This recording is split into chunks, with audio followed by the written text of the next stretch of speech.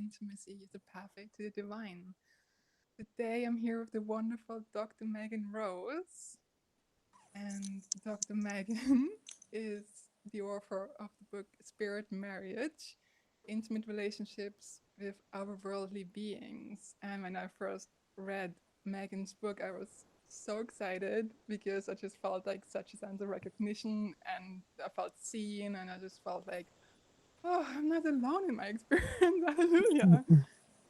And then, yeah, I reached out to you. And then, briefly after we started working together, you became a mentor. And I'm so excited to have you on the podcast. I Welcome, Megan. I'm so thrilled to be here, Nadja. I mean, what you just said is the whole reason why I wrote my book and did all the research. I mean, it took me years and years to pull together all the research for it, but really, I wrote it because that when I went through my own um, sort of mystical union process, I didn't really have anything other than Ida Craddock, who I know we want to put a bookmark on and talk about today. But I found Ida and a few other small things here and there, but there was just nothing that really looked at it as a serious spiritual practice and undertaking that I could find. And so that's why I wrote the book, was for myself 30 years ago.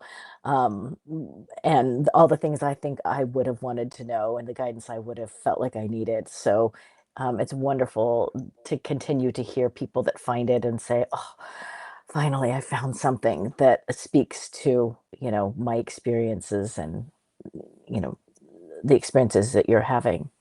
Hmm, awesome. So, I'm going to introduce you formally by reading your bio, and then we're going to just kick off with our conversation. All right, let's go. So, yes. So, Dr. Megan Rose is a ceremonial magician, witch, druid, and a Shakta tantric practitioner. She holds a PhD in East West psychology from the California Institute of Integral Studies and an MA in religion and ethics from the Graduate Theological Union. Wow. She is chair of the Pastoral Counseling and Chaplaincy Department at Cherry Hill Seminary. Dr. Rose's teachings and practice focus on the integration of pagan and animistic spiritualities with a transpersonal psychological framework. She is on a mission to normalize the paranormal by helping people step into deeper relationship with other than human intelligences. And as I said, Dr. Rose is the author of Spirit Marriage, Intimate Relationships with Otherworldly Beings. So excited to have you. Welcome again. Thank you. And so we have one friend joining us live, two friends, Farid and Theresa. So welcome, guys. If you have any questions to Dr. Megan, just type them in the chat and we'll make sure they get answered in the end of our conversation, okay? So, Megan, let's start with spirit marriage. Why would anyone even consider cultivating a relationship with a non-physical, non-human being?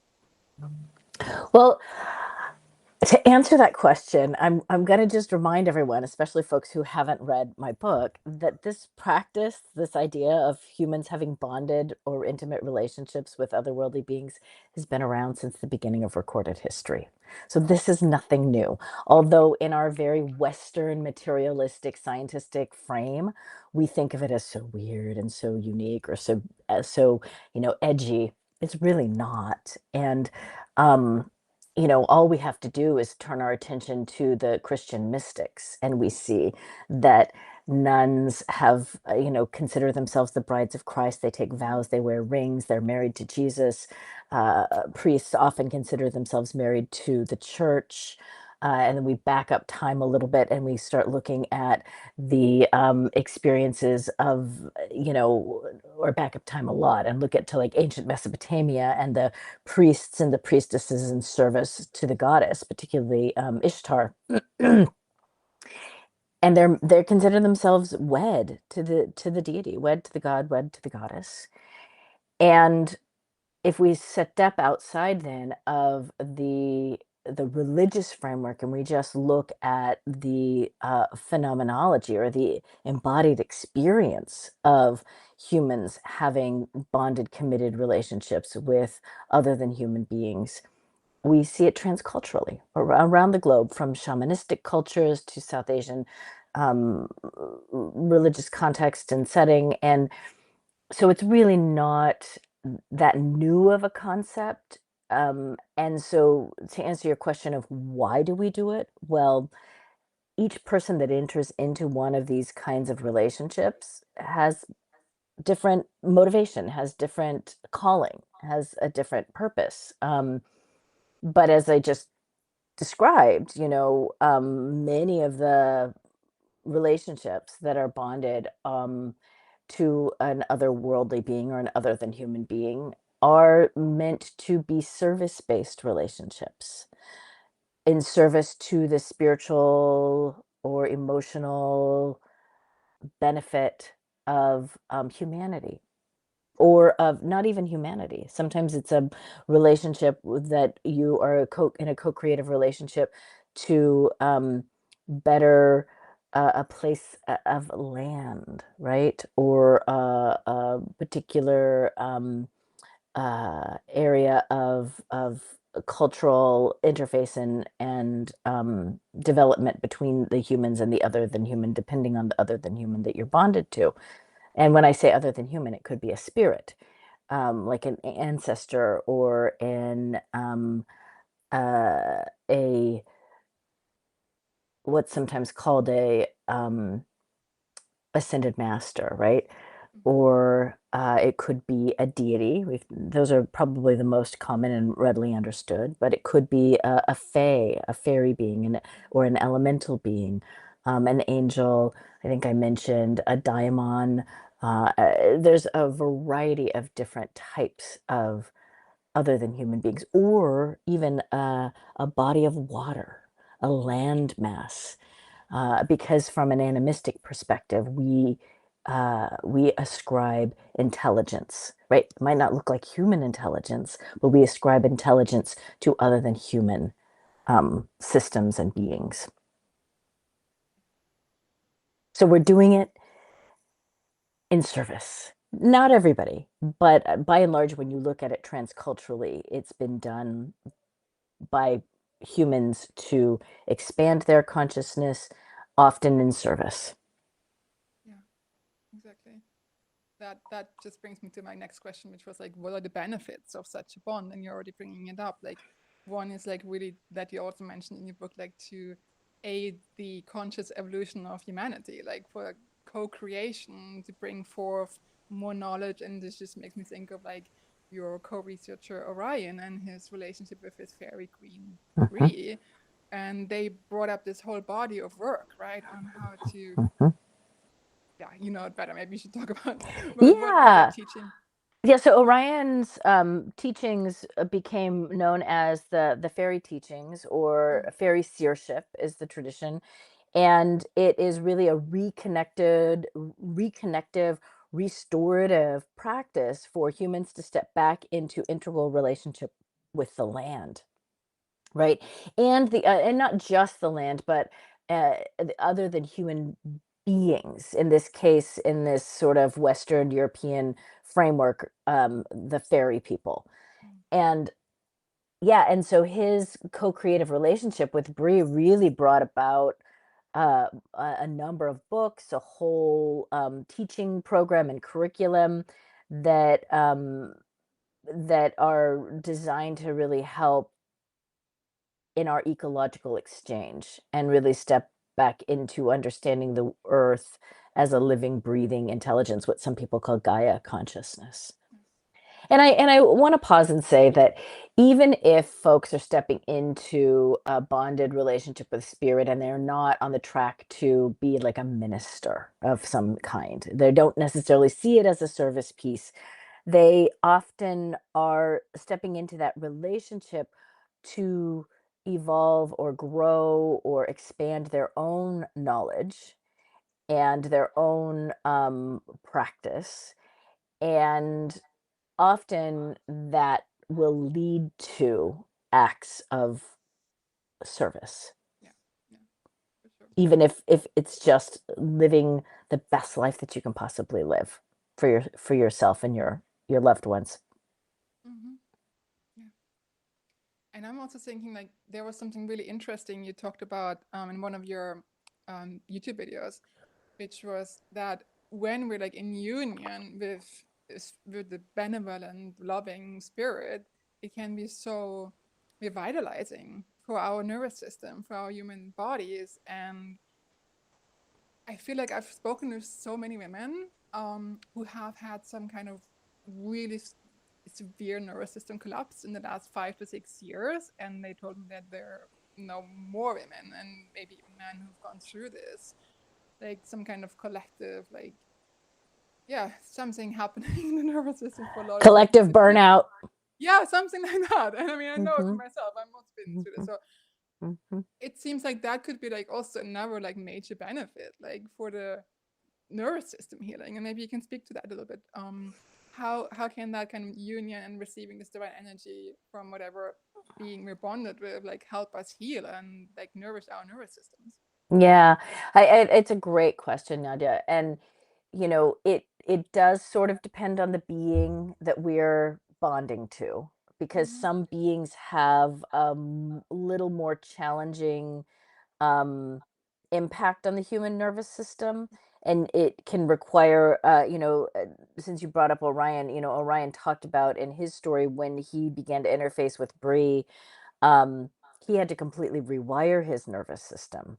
And so in that case, he really had to go through kind of a breakdown, breakthrough, or a transformation process. I experienced something very similar in my bond to Gwen, which is, and for those that don't know, my spirit bond is both to my divine self and also to, or what's sometimes called the holy guardian angel, but also to an other than human being, Gwyn, who is the Welsh god of the Fae. And so that fairy energy is not an easy energy for humans to interface with, to run. It's very it can be very aggressive on the nervous system, similar to sort of the way I experience is it is similar to the Kundalini Shakti energy that releases in the South Asian tantric tradition. And so you really have to prepare your container. So as part of that preparation, to circle back to your question, you go through physical, diet, exercise, sleep, all these kinds of areas that you end up cultivating or sort of overhauling to be able to safely and securely run the system. And the tantric traditions have a lot of great protocols that prepare you for that. And in the fairy faith traditions, we're just sort of beginning to cultivate, because that they're mostly a reclaimed or reconstructed tradition, because we don't have a lot of texts that exist on what our ancestors were doing with the fae back in the back in the olden times, other than a lot of warnings about don't work with them. But in my experience, that caveat of don't work with them is because that it is an intense energy that we have to learn how to manage in our nervous system.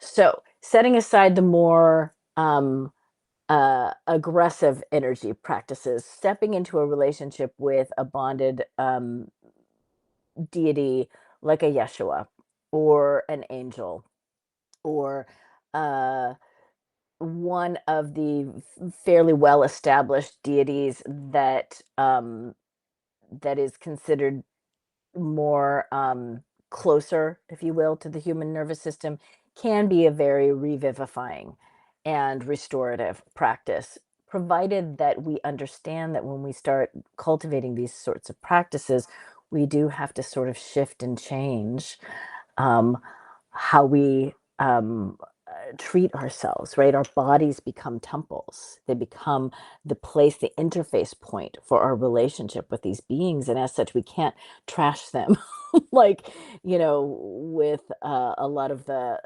ways that and this is sort of the general treat our bodies by not getting enough sleep, or our diet, our exercise, all those sorts of things kind of come up on the table for how to safely really channel Yeah. or host the energies. Although I must say, I think the Christ energy, like the Christ light, is also very, very intense for the nervous system. And it's like Yeshua was always like telling me, it's like we're going very slow with this. It's like the whole indwelling or embodiment practice, because like he's so concerned with my nervous system, and he is like he knows like how much it can burn through like all the wires, like it was for Orion. And like sometimes I can really also like feel that when I've felt him like move through me very, very intensely, vividly, like afterwards. Like I told you, it's like I felt like I'm split open by light, and it's almost like I couldn't even walk anymore because my legs were so wobbly and I felt like super disoriented. Yeah. So then he's like constantly telling me to ground, ground, ground, and like you have some good practices for that also. So it's just to really, it's like constantly like stretching the human vessel almost. Yeah.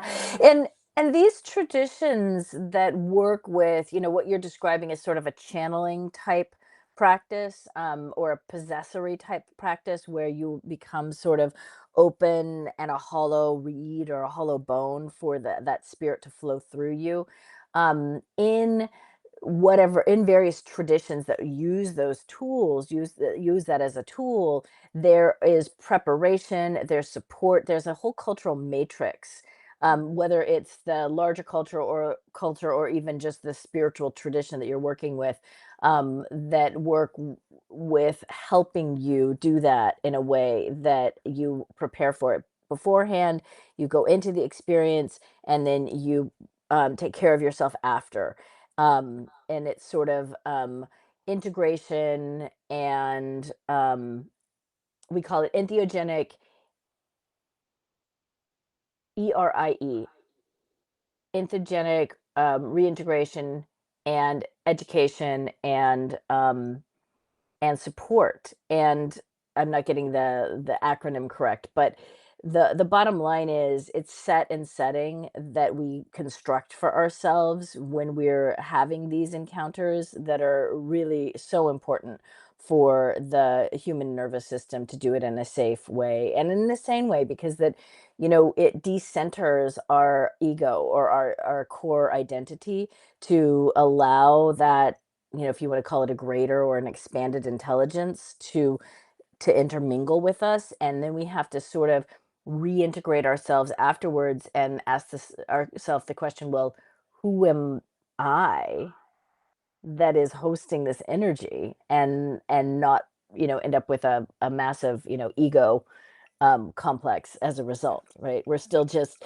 Megan or Nadia brushing our teeth and taking out the garbage. exactly, yeah, humility definitely, in remembering that we're vessels, and it's for the greater good, right? So, do you want to tell us a little bit about your own like spirit marriage with your beloved Gwen, and how that all came about? I'm sure people are interested. I mean, that could be. I wrote 2 whole chapters of my book about this, so I'll give Yeah, I you the know. Reader's Digest version, because if you want the nitty gritty of it, I just say go read my book. But Yes, highly the recommended. Great book. the shorthand is that in the early 2000s, I started having dreams where a being would show up and want to marry me, and they were very erotic dreams, and that eroticism was the way I learned to interpret it was his calling card. It was the way for me to know that it was, and differentiate his presence from the other, ancestors, guides, etc., that I might be interacting with. So when my body sort of lit up like a Christmas tree, um, when I was having contact with Gwyn, was how I would know that it was Gwyn. And the reason I say that is because I needed a real somatic anchor, because a lot of these beings, particularly the Fae, don't necessarily have the same exact guise or visual um, every single time they show up. He would shapeshift a lot, Yeah. and so I needed a way to recognize his presence when it was showing up. And so it started out in dreams, and there was a just a distinct moment where he said, "I want you to marry me," and I was like, I don't don't know who you even are. I don't even know your name. And is this even a thing? And I remembered that, in my seminary training, that we had talked about this concept in the Enochian texts of the the sons of God, the angels, and the daughters of men coming together and marrying and forming the Nephilim. And I remembered that and I thought, well, I know that this was a thing that like happened back then, but is it even happening now? And so I literally went, and this was like 2000, 2001.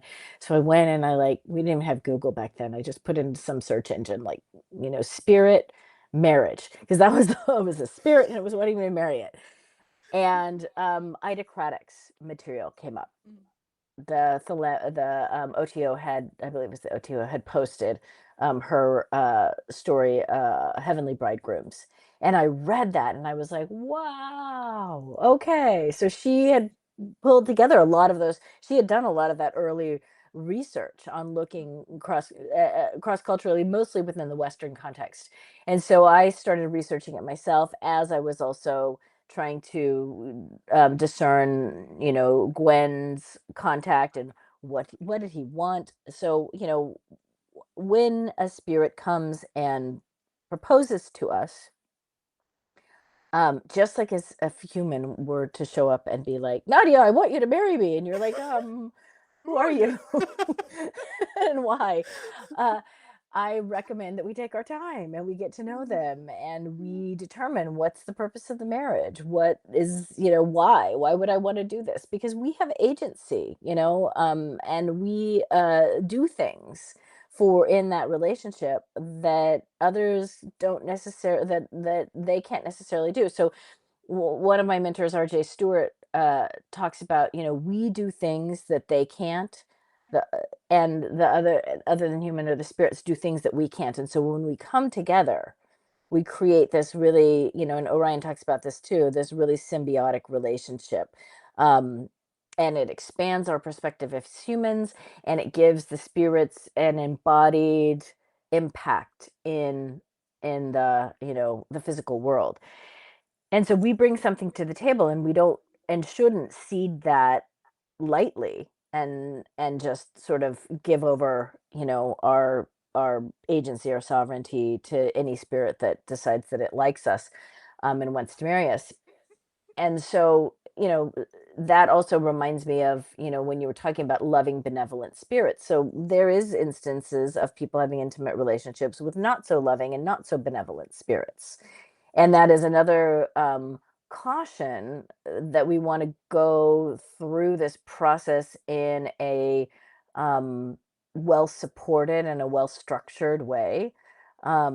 And whether depending on your inclination and perhaps maybe the spirit that is reaching out to you, there are some systems that you can step into, like the Afro-Caribbean traditions have a lot of decent support around, particularly the Vodou tradition, around how to marry spirits in their pantheon.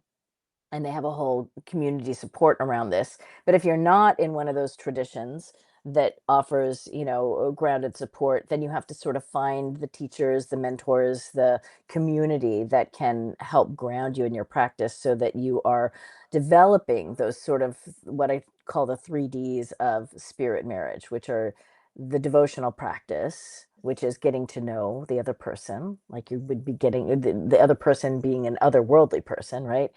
Like you would get to know somebody that you were dating, for instance. Um, the devotion, the discernment, right? What is this person or this being saying to me? Why are they reaching out to me? What's the, really being able to discern between their voice and the myriad of other, inputs or voices that we get. And then the discipline, which is just showing up and cultivating the relationship, because you're not going to develop a very deep relationship with someone that you don't ever spend time with. Yeah, exactly. So, like practically, like I know one person who's very devoted to the goddess Kali, and he has been in India and went to her temples and like this kind of worship, and he wants to have a deeper, intimate, bonded relationship with her. So, like, according to your 3Ds, like, how would he go about? Like, how would he, beyond, like, going on pilgrimage, like, in his everyday life, like, how could he start to have a more intimate relationship with Kali? Well, in his case, he's lucky because there's so much out there around South Asian devotional practices, right? And with a goddess like Kali, you have a yantra, you have mantra, you have um, cosmograms, right? Yantras are cosmograms or images that are like drawing images, like sacred geometry that represents her. That is, when you have an activated yantra, it's considered to be the actual goddess in that form. You have the morti or the statues that you can find. Yeah. There's lots of liturgies or mantra that you can recite. And there is lots of different books and trainings and teachers out there that can teach you how to set up what's called a sadhana or a spiritual practice to a goddess like Kali or a Lakshmi or Shiva. Outside of us, and so that's wonderful, and you have a whole tradition that you can seek out teachers and support systems around. If you are not working with a Kali, say you're like me where you're working with Gwyn, which is this ancient Welsh deity that hasn't really been worshipped continuously with existing, there's some forms that are out there in my Druid tradition works with Gwyn, but I had to go sort of root around and find them to try and find some of the liturgies for that practice. You have to kind of figure it out on your own. And even in my book, I interview Kama Devi, who is also a deep devotee and married to Kali. And when she first started her bonded relationship with Kali over 20 years ago, there wasn't a lot out there. And so she said she started out with like a few prayers and a small Kali statue. And she, began that devotional practice in a very small, simple way. But it was a daily sitting down and making offerings and listening, and that is often what it will look like with a beloved that we're getting to know is, a daily practice of sitting down and listening for their voice, learning what the sound of their voice. It might not always be an auditory voice. Sometimes it's the feeling of their touch or the visuals that we get. Everybody has different ways or different extrasensory perception of their beloveds, but it's that regular devotional disciplined practice that helps cultivate the discernment. Right. And what if they feel like they can't hear any voice? What if they say, like, I'm praying every day and I'm really trying to establish contact, but nothing happens? I can't hear them. Like, why could that be? Or what's wrong there? Well, that's a great point, because that hearing again is just one of the ways that we perceive, right? So ultimately, and this sort of circles back to the we were talking about earlier about our body. Ultimately, what you're attempting to do or what you're cultivating for yourself are sensitization practices where you can become sensitive enough, either through, you know clairaudience, that would be like your hearing, or clairvoyance, that would be seeing, clairsentience, your somatic, or claircognizance, just the knowingness. So beginning to develop, and that falls under the category of discernment, right? What are the things that you can do? I mean, these aren't just connected to spirit marriage or spirit bonds. This is just, intuitive training 101. What are the things that you need to do to heighten your intuition so that you have a greater faculty or greater perception of the other world in general? And there's a whole, list and plenty of clairvoyant and intuition trainings that are out there, that people, or books that you can read to heighten your intuition so that you can begin to have greater perception. So I just want to say again, everybody who's joining us live, you can type your questions to Megan in the chat, and then if there's anything you want to ask her, we will address that in the end, just so you know. So, like, let's talk gender because Kama, who's married to Kali, one of your co-researchers, right, from your book. So she identifies as a straight woman, right? Like she's So not she's into mostly straight. mostly straight, right? So, and she's married to the goddess Kali now, and they're and from what I read in your book, it sounds like she doesn't really have space for like other human relationships also. So she's like so dedicated in her devotion to Kali that she kind of gave up on men, or like how is that now for her? Well, for her, in her story, she talks about how she has had relationships with um, humans, but that her relationship with Kali comes first.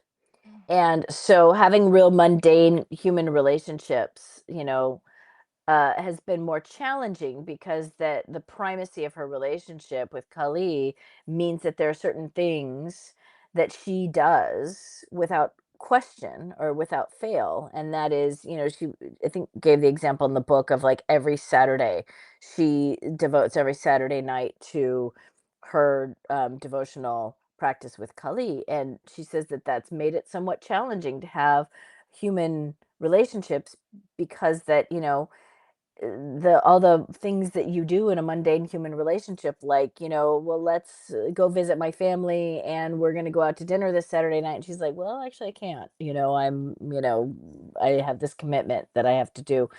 And so she's found it challenging to be in a relationship with a human person and in her marriage with Kali. That's not the case for everyone, though, that is in a bonded human relationship. The Vodou practitioners that I interviewed, the Haitian practitioners, um, one of the Mambos that I interviewed is married to Ungan, that's a priest and a priestess in that tradition. And in those tradition, in that lineage, you when you're married to a spirit or a loa, is what the deities are called, you spend any time from anywhere from one night a week to one night a month, um, just with your spirit beloved and not with any human partner. And she said that, and you also will often marry more than one spirit. Polyamorous. Yeah. So Okay. she's married to her human husband. He's married to a constellation of deity. She's married to constellation of deity. And she said if they followed it to the letter, they would never spend any time together as a husband and wife because they would be with all of their spirit companions because of the ways that, and so they negotiated. Right. And I think that's a really important theme is negotiation. And going back to that theme of agency, we have agency. And if we don't feel like we have agency, we really have to step in and question the benevolence and the purpose of the relationship. I personally would caution against anyone that's stepping into one of these relationships that isn't finding that it is bringing greater purpose um, and blessing into their lives. Right? If it's draining you to the point where you can't get out of bed and you can't function and you can't be in relationship with other people, whether you're married to them or not, if you can't have a community around you, then um, I would certainly be cautioning anybody that came to me with that, uh, as like, is this really a bond that is benefiting you? Yeah, yeah, of course. Is this really a bond that is generative in your life? Right. So, but let's talk about indwelling because that's where the real magic happens. I think this is very interesting because your human partner is also like a vessel, as I understand it, for your spirit beloved, right? And you shared this amazing story in your book where you met him for the first time at university, right? And then he had these like snakes tattooed on his arm, and you just had this like vision of when they started moving, and you just had this like goosebump moment of like, okay, something's going on here. This is a bit magical. And then what happened? Yeah, well, I think the idea that we can this sort of moves into the concept of what I said. I have a bond with my divine self, or my HTA. So we have, aside from what we might understand of as an external contact, right, or external beloved, we also have our own divine self that is always active or always there, present in our life, whether we're aware of it or not. And it's slightly different than the idea of the higher self. At least when I talked to the ceremonial magician Frater Lux about this, the way he described it is, the higher self sort of sits, roughly we have this concept of it sitting in the crown chakra, and the divine self, or the HDA, sits above that. And it's what Jung might have called your archetypal self, or the archetype that you are here to embody on the planet as your blessing, as your way of being here on the planet. And there's myriad different archetypes. And one of the ways that I like to think of the archetypes is through the lens of pantheons of deities. If we look at the Greeks for a moment, there are deities of love like Aphrodite, or deities of the underworld like Hades or Persephone, or deities of the earth like Demeter, and or Artemis, right, of animals. And we might be here to express a quality or a trait of that deity. I might be here to express love. The way that I express love is to teach people how to fall in love with themselves and with these otherworldly beings. And so as that, I'm here doing the work of Aphrodite or Lakshmi or a Mary Magdalene, right? These powerful archetypal love goddesses, which show up then specifically within their own cultural context. So that's what I talk about when I talk about like the divine self. What are the qualities? What are the energies that you're here to express? And so, to circle back to your question about my partner, one of his qualities, one of the things that he is here to express, is this wild force energy of like a horned god, right? Or a Cernunnos. Gwyn is an aspect of that. And so when we have a human partner who is able to theurgically, right? Theurgy is a whole practice of like being in a devotional relationship with a deity, but also in some cases what they call aspecting or embodying or being possessed by the deity. When you have sort of that dial-up, use an old, analogy of a phone, you've got this phone number, right? That is your phone number, that dials you up to the deity. When you're able to express that yourself, and you find someone else that is able to express that, you step into this sort of tantric relationship. So there are, to put our South Asian religion hats on for a moment, in the tantric practice, there are sort of three levels of tantra. There is the I thou relationship between myself and my own Ishta Devi, or holy guardian angel, or divine self, right? And sort of seeing myself as an expression of that. And then there's sort of stepping into the relationship with the externalized deity. So I, Megan, might be in devotion with my spirit beloved Shiva, right? And having it, and then the third layer is the dyadic practice, where I, Megan, and my practice partner, I might be aspecting like Lakshmi, and he might be aspecting Shiva, just to use a gendered, um, you know, uh, male female gender analogy.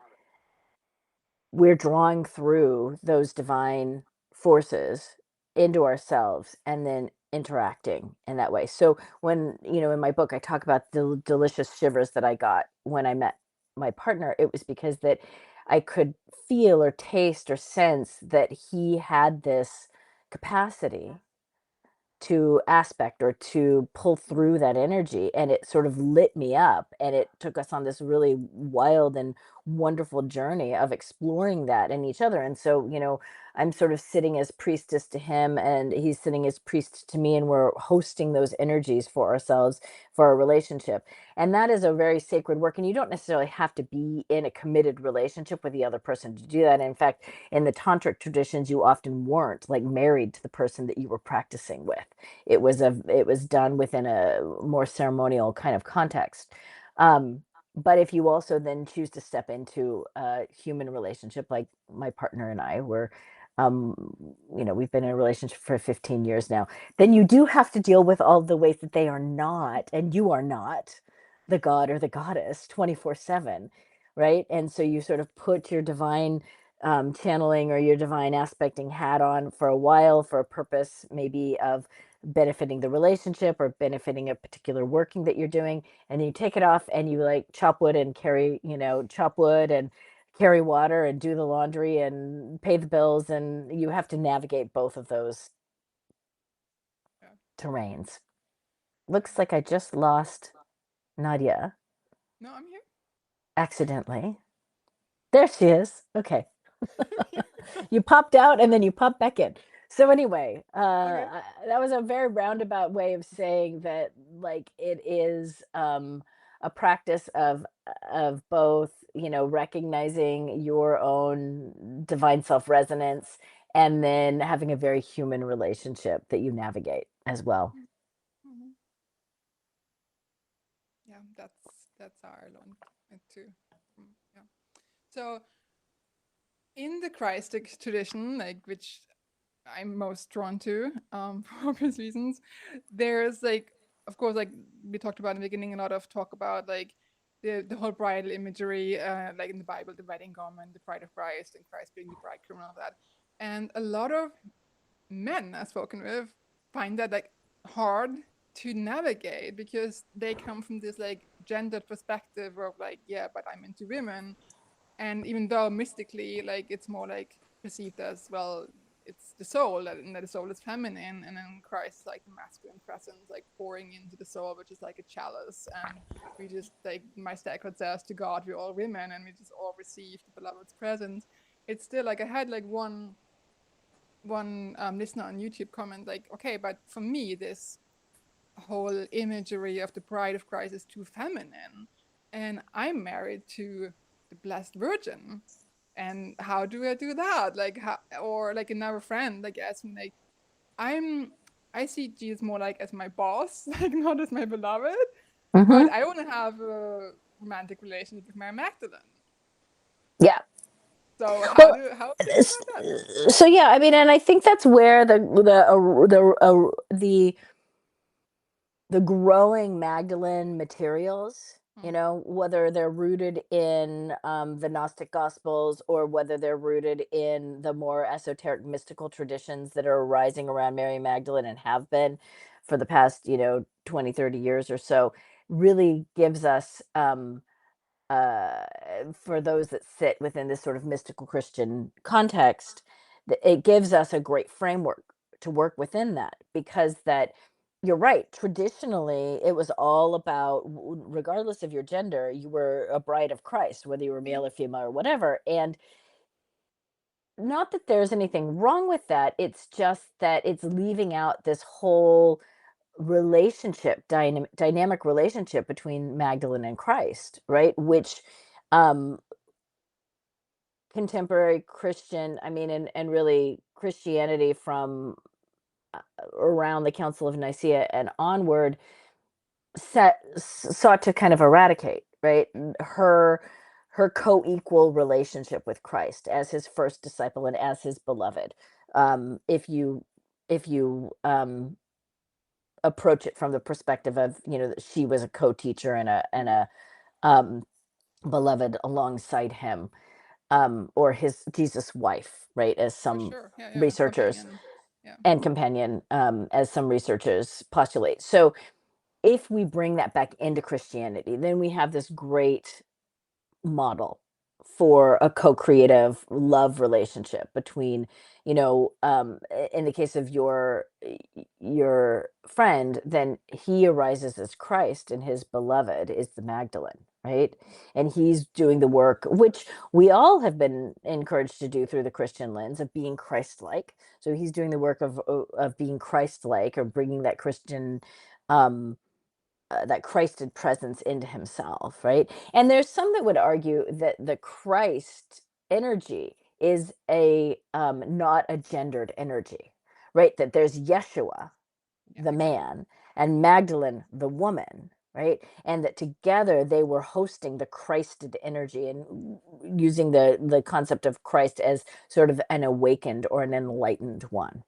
And so we can all be Christed beings, and that's not a gendered concept, right? That's just being a Christed being is what I would say folks who are in the process of entheosis, or awakening the divine within, right? Stepping into dynamic relationship with the divine self, which we just got done talking about, is a process of being Christed.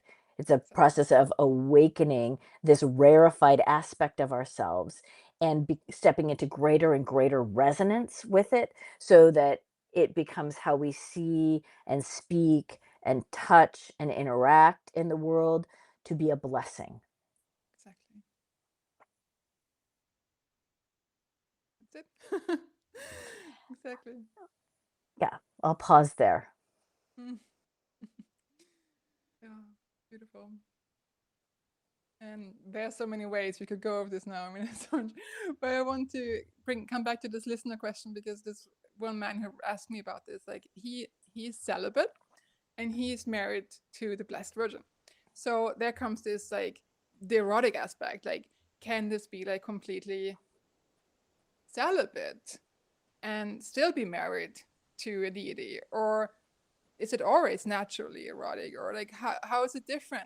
Because like you said something really beautiful in one of your videos on YouTube, where you said that energy, like the divine energy, like when we experience it in our human vessels, it can feel so vitalizing that we may perceive it as deeply erotic and sexual or sensual, but it may not necessarily be the intention of like Christ or any angel or being, that they're not even coming with a sexual vibe towards us, but we may perceive it like that.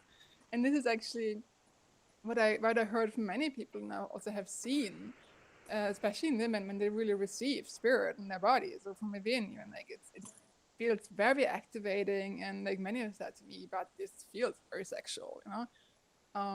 And that's their experience, and of course it can feel erotic, but like you also said, it's really important to point out that for some people this might be frightening, or they might get triggered, or they feel like, oh, it's not within my consent.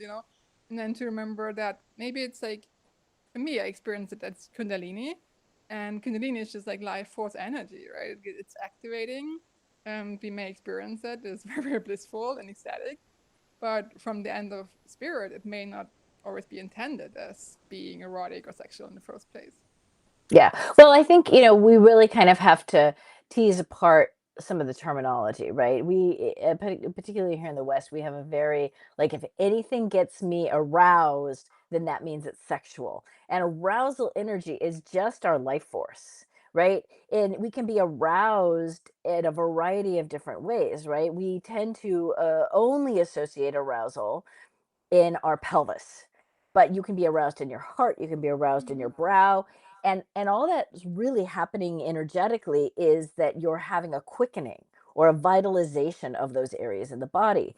So that is and we term that eros, right? But eros or erotic just simply means enlivenment, awakening, activation. You use the word activation, right? Sexuality then is, I mean, it's so multivalent and multi-layered, and I teach a whole course on religion and sexuality in at Cherry Hill, so I won't go too far down the rabbit hole on that. But what I will say is that how you choose to express that eroticism, that enlivenment, is then sort of your sexual identity. Do you choose to be celibate and just use that energy for yourself? So celibates aren't asexual or non-erotic. I mean, look at the Beguines. The Beguines were very erotic, but they were channeling it entirely in this vitalizing way with the lady love or with the beloved, with Christ. And it wasn't about having sex necessarily with Jesus. It was about having this activation of the body, right, that is full of that vitalism, that life force or eros energy that you then move. And sex magicians understand this. You move it into intention or into offering or into practice or into, spell work or whatever. And so then, we really need to learn how to decouple this idea of sexuality, and what we're doing with ourselves or others, from this idea of vitalism or eroticism, because that you can be asexual and still be, have that, people that are asexual, they still have vitality, right? They still have vitalism. They might not want to express that with another human, but they still have, we all have orgone energy. We all have the chi, the prana, the jing chi, right? That is our vitalizing energy that runs through our bodies. And sexuality, I would offer, is how we decide to express that, whether we express it externally with someone else, whether we keep it internally and have a solo practice, or whether we just use that in more of an esoteric mystical way in our relationship. So you can absolutely be in a bonded relationship with a spirit and not have sexuality even be a part of it, but you might still have a vitalizing experience when you're connected to your bonded spirit beloved. Hmm. So that brings us perfectly to Ida Craddock, and you just mentioned like sex magic and like tell us about Ida. I know you have a soft spot in your heart for her, and I've been following Yeah, it. About. Let's Ida talk was about this Ida. Ida was this really brilliant early 20th century mystic who was a champion of women's erotic experience. And she was a single woman who was married to an angel, and she wrote pamphlets that and books, materials that advocated for, gasp, women's pleasure during sex. Radical idea. Or that women should have agency and should be able to decide when and if they wanted to have sex, with, in this, in that frame, their husbands. Did they want to have sex with their husbands? They should be able to say yes or no. And so she wrote these pamphlets that she would mail out, and she had like a mail order, um, going for different instruction on how to, essentially how to cultivate pleasure in your own body. And she claimed that she knew all of this through the guidance of her spirit husband, who was an angel, or who she claimed to be an angel. Now, there's some question as to whether he was an angel or whether he was the deceased spirit of a man that she knew in her life. Both of her journals point to, and it doesn't have to actually be an either or, because that, in her, the way she understood Soph was that he had been this man and then became an angel when he died. Okay. So she said that, he came to her and wanted to instruct her in these sort of sex magic type practices. And so she received all of her training from him, and began to teach others about it, and unfortunately was persecuted horribly as a result. And her story does not end well. It's a very tragic story, but she was not traditionally educated. Back then, there were very few opportunities for her to get a formal education. And so she was very self-educated and had done all of this research tracing the, traditions of the Nephilim and the Enochian sons of gods and daughters of man. And she did in Heavenly Bridegrooms, she does this really interesting tracing of mystical, erotic Christianity. And she was picked up later by the sex magicians within the OTO and other ceremonial orders, and sainted, basically, as one of the forerunners of erotic mysticism and erotic sex magic. because that's essentially what she was saying is, we have these partners that these otherworldly partners that we can do this work, and we can focus that energy, that erotic energy, that vitalism of the body into different uh, either thought forms or co-creative projects or whatever we're wanting to send that energy into. And when I say energy, there's so many different terms that we could use for that, but that's sort of a catchphrase for prana, chi, orgone, vitalism, this idea of the erotic energy of the body. So does Ida in her book go more into detail how the ancients instructed her, or it was like through some kind of Yeah, meditation? she talks about some of the techniques that he taught her, breath work techniques, movement techniques, and one of the things that she was a really strong advocate of was the danse du ventre, which is the belly dance that was premiered here in the West at the World's Fair that was happening. I think it was the Chicago World's Fair, and she attended that, saw the women doing these belly dances, and was like, "Oh, that's a way to cultivate this energy." And so she practiced, and I don't know if she ever taught belly dance, but she was a big advocate of belly dance. Okay. Because people were like wondering, like, how did you learn all of this? Like, you're an unmarried woman. Like, how do you have all this knowledge? Like, how can you teach women about sex if you don't even have a husband? Right? Yeah. Yeah, and that was her claim, that she had this, or had a spirit husband that taught her all of this. Mm. And then what happened?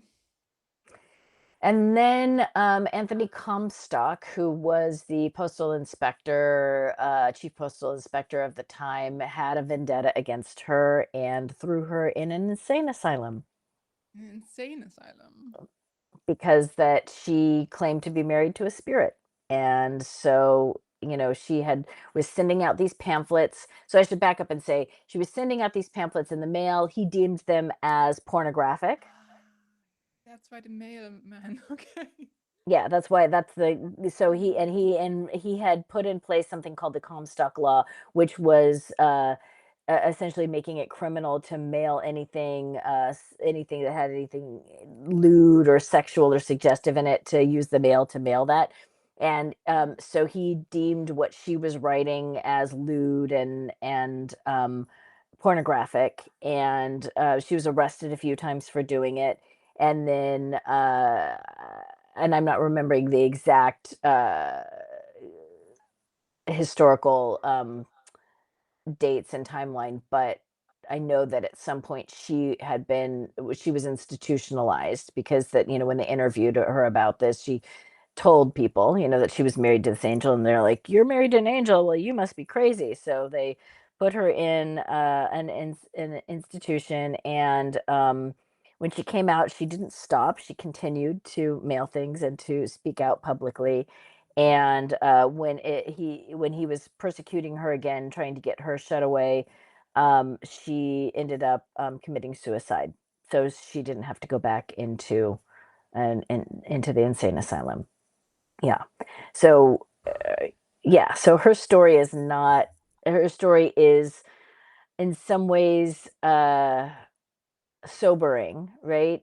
Because that, what she was writing was, we think of now as just, like women's liberation and sexual liberation, and she was very, very ahead of her time.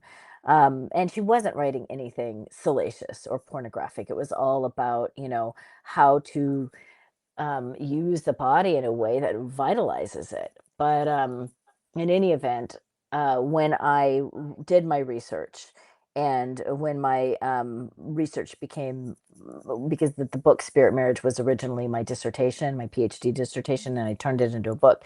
And both the dissertation and the book are dedicated to Ida as a kind of um, redemptive or reclamation, elevation of her spirit. Mm. Um, and her story, because that she's been kind of the patron saint of this work. Mm. Great. Thank you for doing that. Mm-hmm. Beautiful. Okay, so is there like one takeaway that, as we're running off now, that you would like our listeners to really if they remember one thing from this conversation, like what will it be? Yeah. The takeaway is this: we might not all have a spirit that is ringing our doorbell wanting to marry us.